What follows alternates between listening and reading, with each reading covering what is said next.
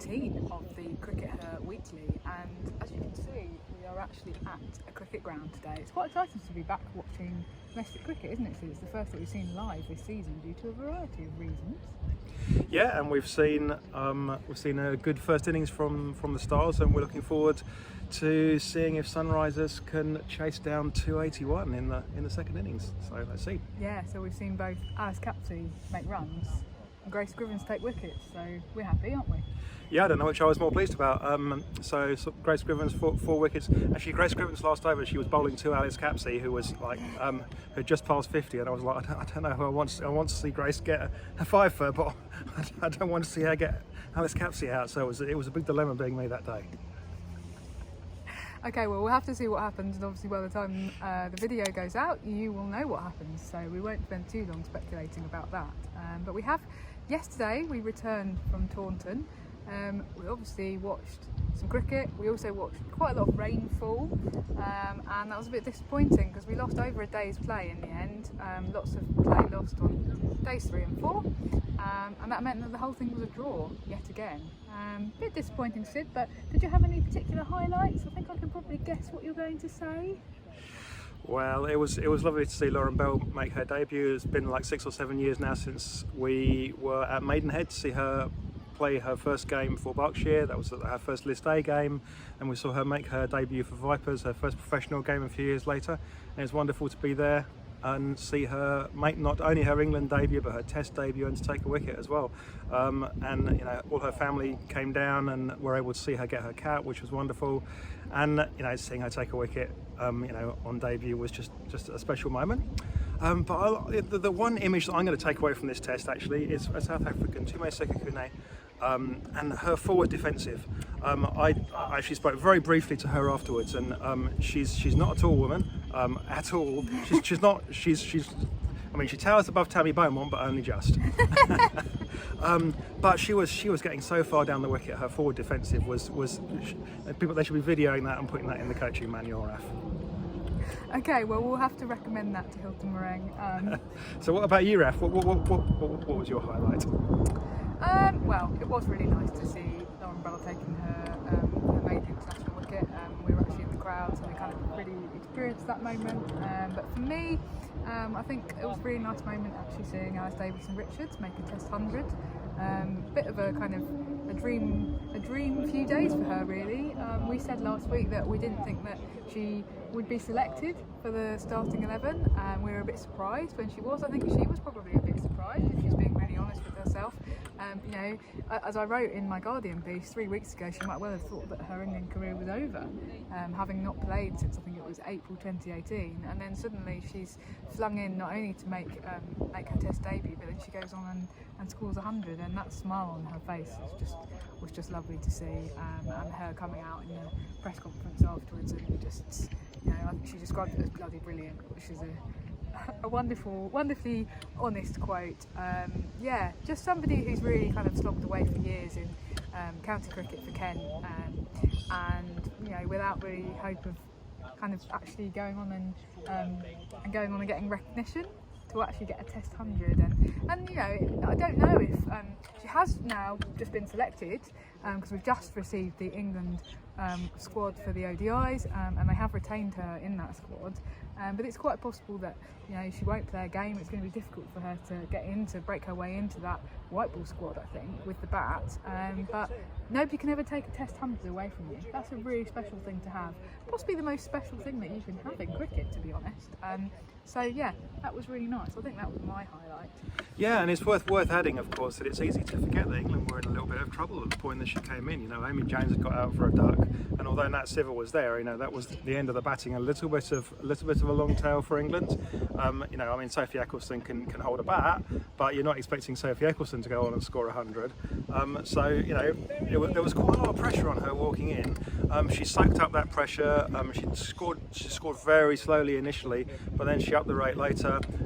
You know, and together with Nat Siver put England, you know, in a position where they were really in a very good position to challenge for a result in the game if it hadn't been for the weather.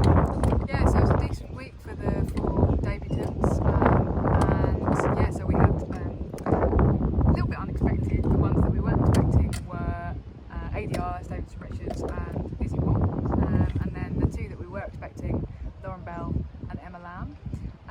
and Heather Knight's been quite complimentary about them in press conferences, and basically said that she thinks that they're all kind of looking at home with what they're doing. They have all now been selected as well for the white ball stuff that's coming up. I think we've got an initial ODI squad, but we would probably expect the T20 squad to look similar. So that's, it's interesting, isn't it? Yeah, I mean, obviously Danny Wyatt's back in the ODI squad. No Lauren Winfield, but does Danny Wyatt get an opportunity at the top of the order? Does Emma Lamb drop down, or does Emma Lamb drop out? Does she keep her place? What do you think, Raf? Yeah, I think it's a really tough one.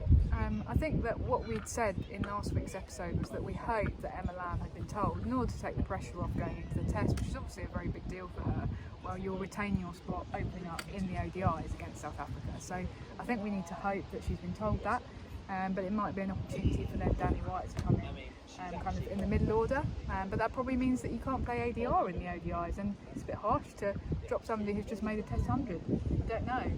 There's a lot of dilemmas going on for England. Obviously another dilemma is you've got Catherine Brunt kind of coming back in almost from England's perspective kind of automatically for the white ball stuff, and she's particularly been very vocal that she really wants to play in the Commonwealth Games. But who do you drop from the bowlers?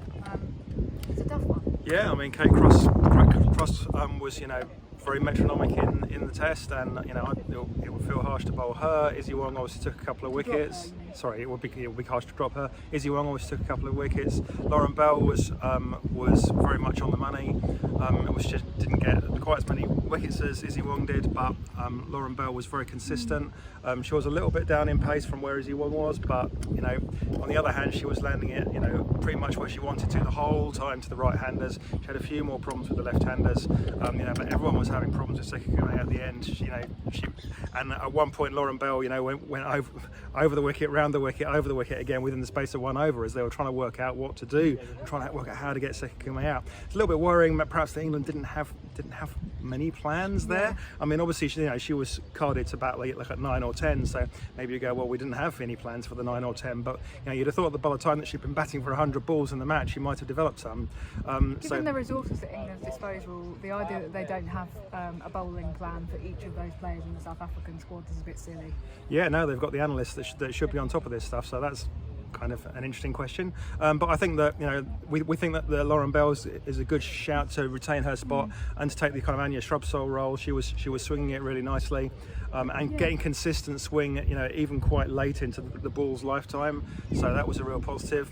But obviously, Izzy Wong is the kind of the fiery, doing the unpredictable. She wasn't anything like as consistent as Lauren, but she made stuff happen. You can't argue with the results.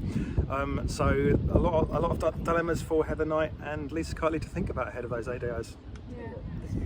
So we didn't get a result in the test.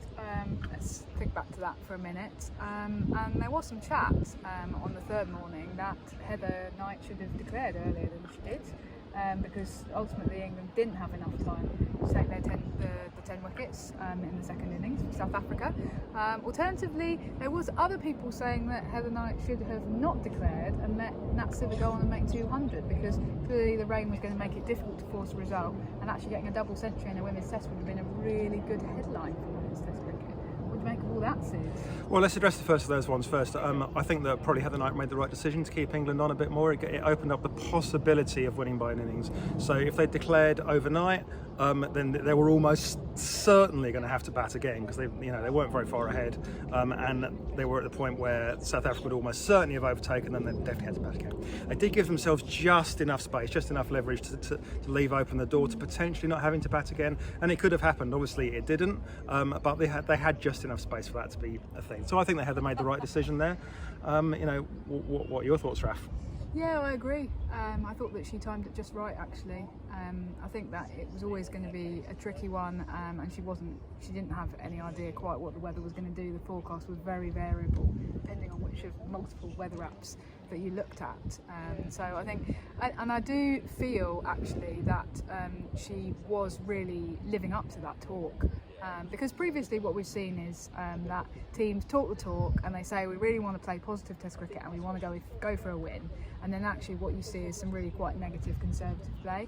I really felt actually watching this test that England did everything that they could to try and win, and actually that they they really did go out there and play attacking cricket.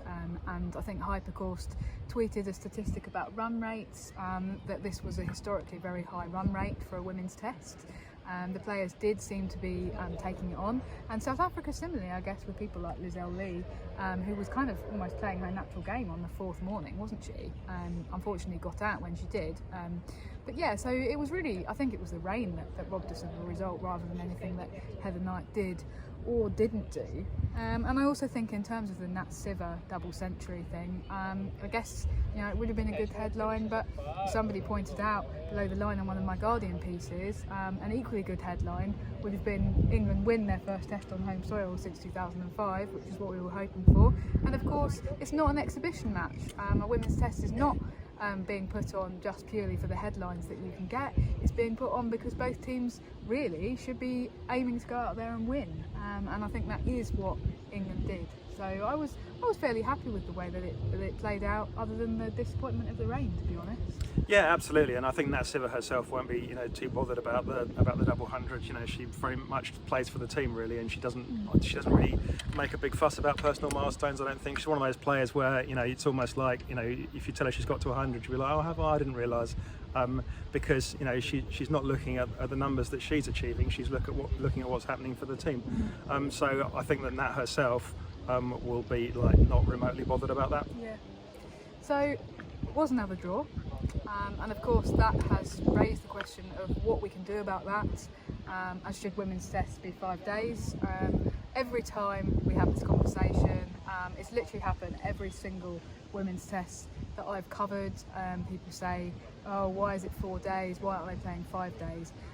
And you know, especially what's galling is people don't really understand why they don't have a fifth day, and why the ECB can't just introduce a fifth day. So the next women's test that we know of in the calendar is going to be the Women's Ashes Test, which England are hosting next summer. So in approximately a year's time, there'll be another women's test happening in England. It's going to be a big one. It's going to be against Australia. Lots of people tweeting saying, oh, the ECB should just say right now that it's going to be a 5-day test. Well, they can't do that, Sid. You know why they can't do that? I'm sure you're going to tell us. I mean, actually, sorry, I do know, because we knew what we were going to say in the podcast. Yeah, so yeah, I do know, Raf. Yeah. The reason is because it's not in the ECB's hands, it's not in any individual board's hands, it's in the hands of the ICC ultimately. They mandate the length of test matches, men's and women's, and men's tests believe can be 4 or 5 days according to what the board set. Women's tests as it stands have to be 4 days according to the ICC international regulations. So if we are going to get a fifth day, there needs to be the ICC who rule on that. Unfortunately, there's a bit of a barrier to that, which is that the ICC don't really support women's tests, full stop. So it doesn't seem very likely that they're going to come along and say, sure, have a day 5. You might say, well, it wouldn't make any difference to them, they're not the people who are funding it, that's up to the boards, and they're not the people who are having to make the arrangements, that's up to the boards, which is true to an extent. But obviously if you start getting 5-day women's tests and you start getting like even more excitement and results and people saying, oh, this was a brilliant, this was a classic test match, it advances the case for more women's test cricket, and the ICC aren't having any of that. They don't want that to happen. That's my view anyway. So therefore, there is no incentive for the ICC to do that. But in terms overall of what we do about the draws, Sid, you had an interesting suggestion. I think you actually ran a poll on this on Twitter, which is about should we, instead of having a fifth day, should we actually have it, if it's a draw, then there's an incentive for the side that makes the most runs or that bats the most quickly, has the highest run rate, to get some of the points, because at the moment the points are split between both sides. Yeah, I mean, somebody on Twitter pointed out what I'm really talking about is just a bonus point system. So I'm wondering if we can allocate some of the points to the side that's got the highest run rate in the match, say. So that would mean that, say, we allocate 1 point extra to the team with the highest run rate. So there's some incentive to push the game forward, even if you know, the match is going to be drawn. Obviously, you know, that doesn't change the actual result of the match. It doesn't mean it, you know, it still goes down in the record books as a draw, but the points get allocated, and you know, someone can get an extra point, which could make the series more interesting and give, say, an incentive to push the game forwards. On the other hand, it has to be said that we haven't really lacked an incentive to push the game forwards in the last couple of tests. So if the last couple of tests are any indication of what we can expect going forwards, then maybe we don't need that. Yeah, I think that the traditionalists might take issue with what you're trying to do there. So you're jiggery-pokerying around with the sanctity and the purity of Test match cricket, which really is that you can play for 4 days or 5 days and get a draw, and that's the sheer joy of it. Well, sanctity of Test cricket, Raf, wait till you hear my views on whether we should play with a white ball in Tests. Oh, are we talking about that now? No, that's for another time. But I have views. Okay, normally you're not afraid to express them, but perhaps we should leave that for another time. Be really interested to hear any of your thoughts on how we avoid the situation that we've perhaps seen the last few tests in terms of a draw. Do you agree with Sid that it could be an incentive if we did bonus points? What do you think? Let us know in the comments. Yeah, and we've had quite a big development in terms of the way that the regional system is evolving this week, haven't we, Raf? Because we've seen Emily Windsor, who's a Vipers player and was a Hampshire player through and through that, came up through the Hampshire pathway. She's gone to Loughborough Lightning Cricket, I suppose I'm now supposed to call them, and but she's not gone permanently. She's gone on what they're calling a 7-day rolling loan. So she's playing today for Lightning, and she might play next week, or she might come back to Vipers. But she remains primarily a Vipers player, but now playing some matches for Lightning. What do you make of that, Raf? I've got to say, absolutely nothing personal against Emily Windsor, because I think she's great, and I think from her perspective it makes total sense. She's not getting matches in the first 11 this season for the Vipers, so she's decided she's going to go off and ply her wares at another regional side. But the thing I have issue with is this weird 7-day rolling loan business, because it really does strike me as, we talked just a few weeks ago about the fact that Vipers are very dominant within the regional system, and a lot of that has been down to sheer kind of tactical brilliance on their part, and rounding up lots of the best players. What they're doing here is, it feels to me like it's kind of like a power move from Vipers, designed to totally reinforce that dominance without having to seed any of their best players. So they're saying, okay, we're going to go off, we're going to send Emily Windsor off to play at another team.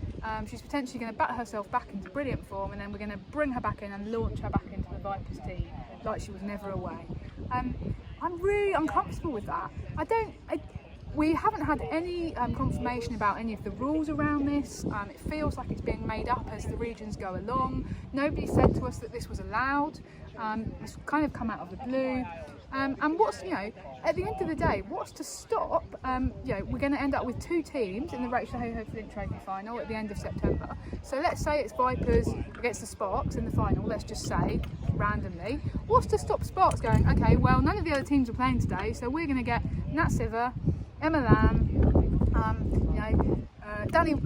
not Danny White, she'd be playing for the Vipers, but we're going to get like 3 of the best batters in the country, and we're going to call them up to Sparks on a 7-day loan, 7-day rolling loan, and we're going to get them to play for us in the final. Well, there's nothing in the rules to say you can't, apparently, because I don't think there are any rules around this. Nobody's told us them. If there are, I'd love to know if there are.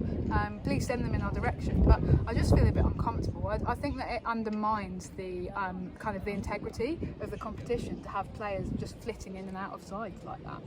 Yeah, I mean, from a Vipers perspective, it's like, well, what's the problem with this? It allows the Vipers to get stronger. Send away their players, and Premier League football clubs do this all the time, right? They loan out their players to teams even in the same division. But on the other hand, there's some quite heavy restrictions on when those loans can start and finish. Players get barred from participating in a competition if they've already participated for a different team, and so there are definite restrictions and caveats around it.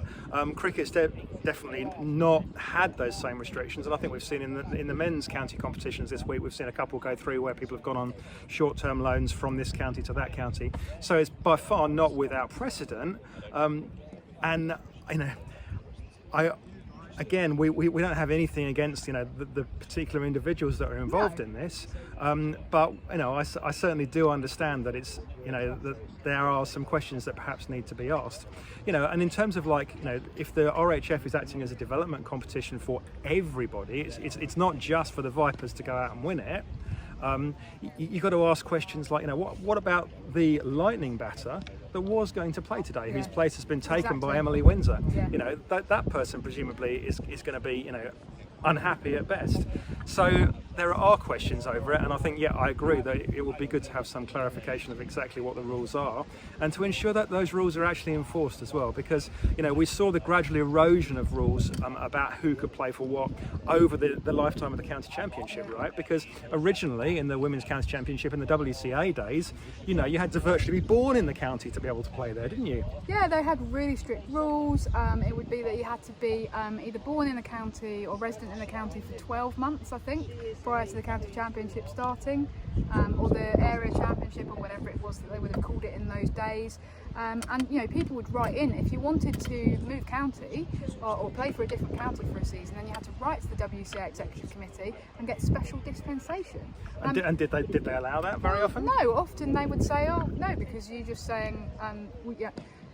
It would depend on the individual circumstances, but there were certainly instances where people would say, well, I've got a short-term period of employment in this other county, or I've got to go and look after an elderly parent, and so I'm going to be living in this other county for a few months, and the WCA Executive Committee said, oh no, sorry, that's not a good enough reason. So they did occasionally allow it, but it had to be a very, very good reason in order to do so. And certainly you had to go through quite a stringent process. So I think you mentioned comparisons with the men's game there. See, the difference is that within the women's domestic cricket in this country, we've still got quite a shallow player pool compared with men's cricket. So when you're like moving kind of players in and around, then that does, I think that has much more of an impact on women's cricket than it does in men's cricket. And the other thing that I'd say is that the whole point of setting up the regional system as it was that it was intended to be that if you were a player playing or working or studying or living in a particular county, then you would play for that county, and then you would go on into your regional team, and so the regions would have that kind of spread of talent. And actually it does seem like you know, it's become a little bit of a free-for-all, and that players can just kind of go to whatever region they feel like and move around. And maybe that's a good thing because it's player power and stuff. But it's again this thing about we don't know what the rules are, and I don't think the rules are what they were originally set up to be. I don't think that those are actually being kept to. So it would be nice to have more transparency about it. That's what I'm saying. Sorry, because I know that as a Vipers fan, you're probably very happy with this fan. Right, we'll wrap up there. We've got some more cricket to watch. We'll see how Stars v Sunrisers get on. See you in a week's time. Bye for now. Bye.